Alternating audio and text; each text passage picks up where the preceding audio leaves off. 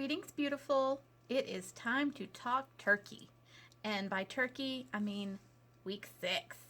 We are there and we are doing good. And we are not weighing ourselves. We are not doing measurements. And we are just trying to stick with the program. And it's really been good.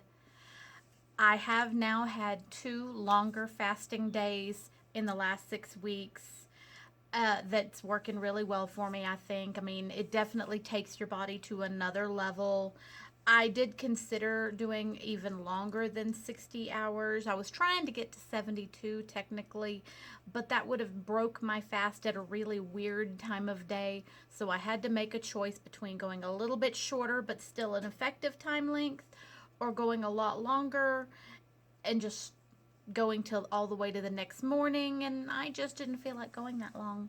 So I stopped about 65, 66 hours. It was just shy of 66 hours, but I still got a lot of good health effects out of that.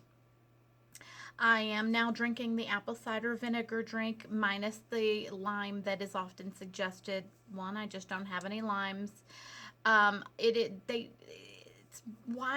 somewhat contested whether that's going to break the fast or not. People lean on the side of not enough to worry about, but break it a little bit. The apple cider vinegar has a lot of great things like acetic acid in it, which is good for a lot of things in your body. The salt and the cream of tartar are great for mineral and potassium replacements, which your body is losing a lot of when you're fasting like that and not replacing it through regular food intake. So at 6 weeks, we are now at 42 days of alternate day fasting as a lifestyle. And that's the most important thing to think about and remember when you're wanting to do this. It is a lifestyle. It is not a diet. It is not something you're just going to do temporarily. If you intend to really do this, it should really become a way of life for you, which I feel like I'm getting into with my life. People are always like, blah, blah, and I'm going to have this for dinner. Oh, sorry. I shouldn't talk about food in front of you. I mean, it doesn't bother me. It's fine. Talk about your food. I can have whatever I want within reason tomorrow. If I want ice cream, I'm going to have some ice cream. Am I going to try to control my portion so that it's reasonable? Yes. Do I think a half a cup portion is reasonable? Not really at this point in my life. I'm going to have a cup. I'm going to have 2 portions. I literally took a measuring cup and scooped it out with a measuring cup and said, okay, that's a reasonable, generous portion, and it's going to satisfy me without leaving me wanting, and still put it in my calculator so that I recorded it and acknowledged those calories and that, but satisfied any cravings I had so that I don't go crazy. There are a lot of things about alternate day fasting that are working for me, but not worrying about what I eat on the days I eat too much is a big part of it, because I'm a carbaholic. I love my carbs.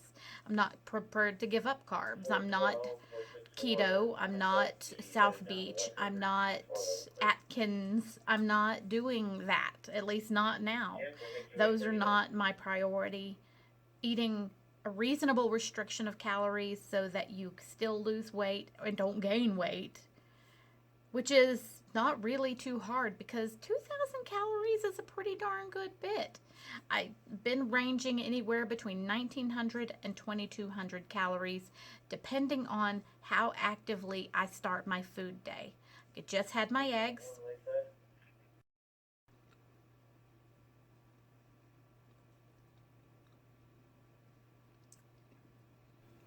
And I'll wait an hour. So at 10:30, I will start eating real food, maybe some cereal, maybe some nuts. Nuts are a very healthy fat food. Um, but if I start eating actively early enough, I get to a little bit higher into that calorie count. But it's also full of healthy fats, nutrition. Your body knows it's going to get food, so then it doesn't go, "Oh, I'm not letting anything go." You're a English peasant running from the bad guys through the countryside, and I'm gonna keep you. What is that? What's that meme say? Fat as partridge. We're not gonna do that. We're gonna feed ourselves well on our food days. We don't want to neglect food.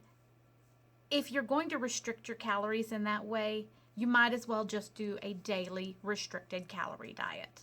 It's gonna get you pretty much to the same place, but you're gonna be wanting. I don't like those kind of eating habits. They don't work for me. I have gotten an effect out of this that I have never gotten from anything. It amazes me that I'm starting to see it in my face. People have been saying that, but I can see it now, and always I'm the one that can see it last. This is getting me. My clavicles are starting to come back out. I I haven't seen them without doing something like this in a long time. I last week was wearing a dress that I bought on a whim that I knew was going to be too small, and it was, and now it's not. The shirt I'm wearing right now was a tight fit and it pulled and bunched weird here, and I bought it new, and I bought it online so I couldn't try it on, and it's not a stretchy fabric. It doesn't have that kind of give. And I pulled it back out of the box yesterday, and I'm like, huh, what about now? And it works now. The pants I'm wearing, somebody gave me because they couldn't fit them anymore, and they were a little tight, and now they're not. Now they're just a fit. I am enjoying that, and that has never happened for me on any other kind of food restriction type diets. I don't feel deprived. I don't spend my day going, oh my God, when can I eat? Oh, that looks so good. Why do you have that and I can't have that? Now, do I want to dwell on the food pictures that come up on Facebook? No. But do I want to go when I see them? No. It's fine. It's just fine. I'm finding it just it's the one that works for me. I've had a lot of people asking what I'm doing, how I'm doing it still. I'm going to talk about it one more time. So, what I do is finish eating my dinner anywhere between 5:30 and 7 p.m. depending on how that day is looking. Never later than 7:30 unless there's something crazy going on. Then I don't have any food all the way from 7 p.m. through that entire next day. I can have apple cider vinegar drink. I can have black tea with no cream or sugar in it. I can have black coffee, no cream or sugar. That is it. And really mostly the vinegar drink is the only thing I'm doing right now. I've tried to have the black tea and it's not terrible, but I just have to be in the right mood to make a hot drink. I don't do hot drinks. It's not my thing. We've talked about that before too. That's why I don't make coffee. That's why I take caffeine pills. So, then 7 p.m. the next night, I've been fasting for 24 hours by that point. So my body is reaching a solid autophagy phase. I've been in ketosis. I've been in heavy ketosis. I still go on to bed and that night, and I don't eat again until the next morning. By 7 a.m., I'm at the 36-hour phase, which is technically the alternate day fasting that I'm doing, which is the 36-hour fast, they call it. But I don't tend to eat until 9 to 10 o'clock, generally speaking, at the earliest. And I actually put myself on the schedule to make myself follow through and start eating at that time because it does take a little bit of time to work your body back into food. So I actually do between 39 and 49-hour fasted on average. Now, because I eat a fair amount of carbs, my body doesn't actually truly lock into a fasted state. They usually say between 6 and 12 hours to reach a fasted state. So you go to bed, you're still digesting and processing all the food you've eaten. Because I tend to eat carb heavy meals, I like spaghetti and things like that at dinner and potatoes. I figure by 12 hours, so by 7 a.m. the next morning, I'm finally truly in a fasted state. So I'm now gone my 39 to 40 hours fasted, And then I make my boiled eggs, and I've been eating 2 boiled eggs to start my stomach back off. That's a nice protein boost. It's not sugary, so it's not going to give any kind of insulin or sugar, a glucose reaction. Then I wait another hour, and then I can start eating. Then I might have the cereal that was messing my stomach up so bad my first few weeks of fasting because I was breaking my fast with it. I can now eat as long as I start my stomach off right. No more churning, no more gurgling, no more upset. It's just fine. It's pretty normal. This is the new normal. My body has now accepted the new normal, and that's worked for me. Now, as far as workouts go, still regularly getting my 4 walks a week minimum. Usually it's 4. I like to give my body a couple of days off here and there because, your body needs that. And let alone I want to sleep in an extra hour here and there because after getting up at 5:30 in the morning enough days in a row, I need just a few minutes more. This morning would have been a few minutes more, but I'm here. Good morning. Welcome to the workout that would never end. I was weeding in the yard a couple of days ago, and I haven't been able to work out since then because I was working, and my thighs feel like murder from bending over and weeding the back of my thighs. Every step feels like somebody is stabbing me with ice picks or something, so that's fun. I needed this walk so bad, but I needed to work too. I did remember to bring my wrist weights this morning so I could get a little upper body workout too. Let's do this. Oh, and just FYI, nice bunch of elk this morning immediately, like 1 street over from my house the minute I started my walk.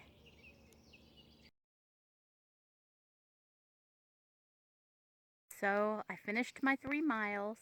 I've got the Giz here. We're doing his business now, so we'll have another mile. I did finish the 3 miles of mine. I so almost didn't.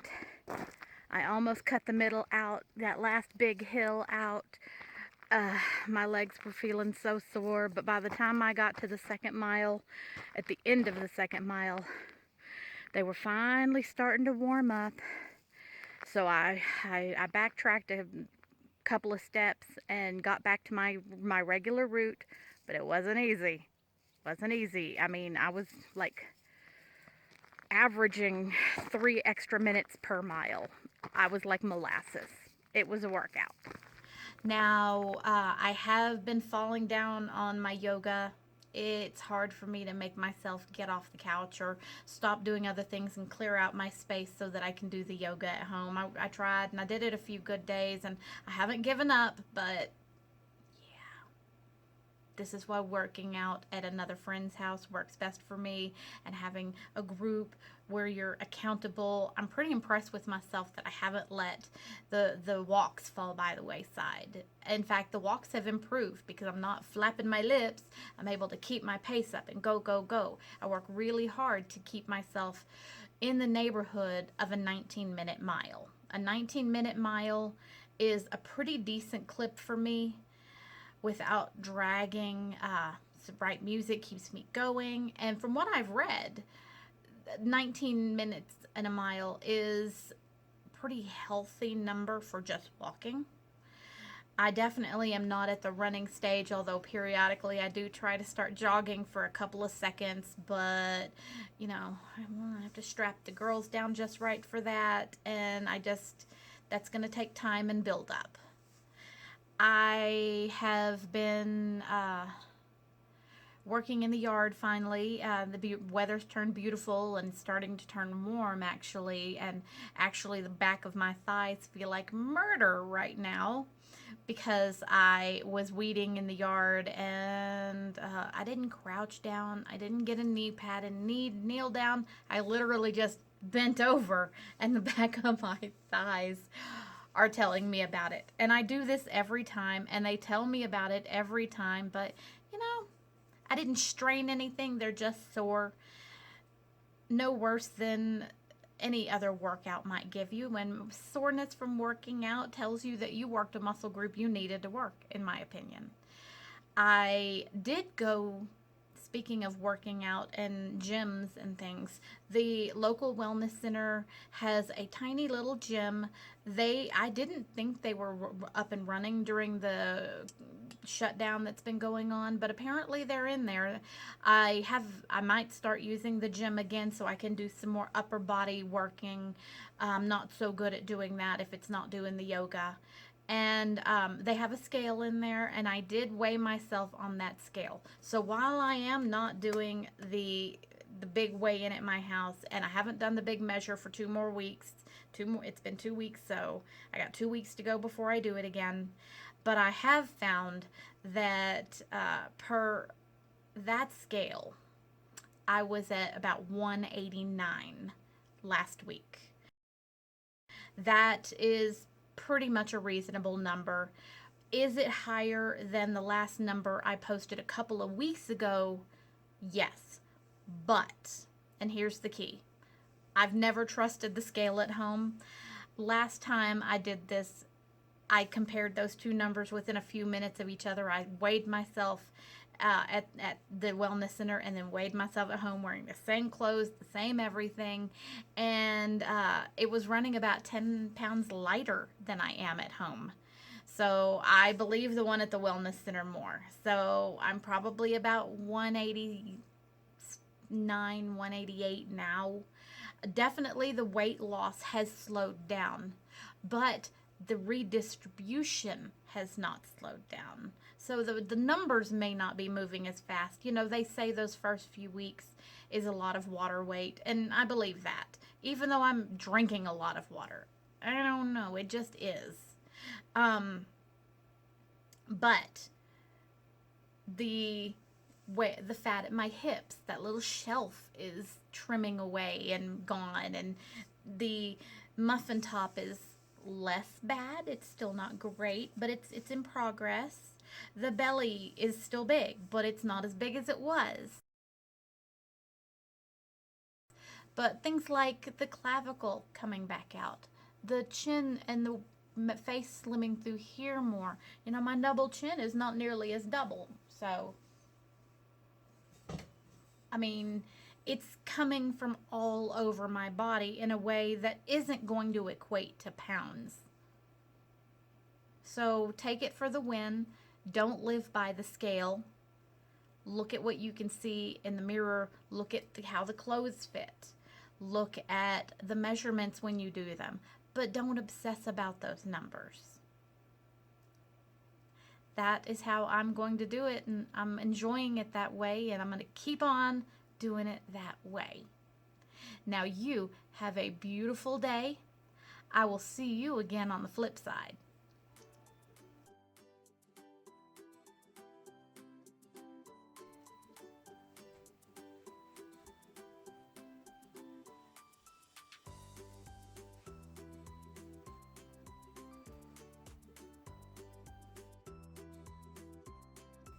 Um, um, um, um, ums. Quit saying and and so.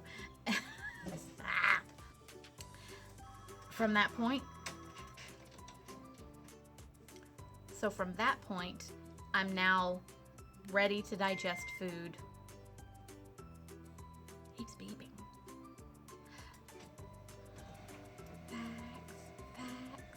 Facts. It's coming through.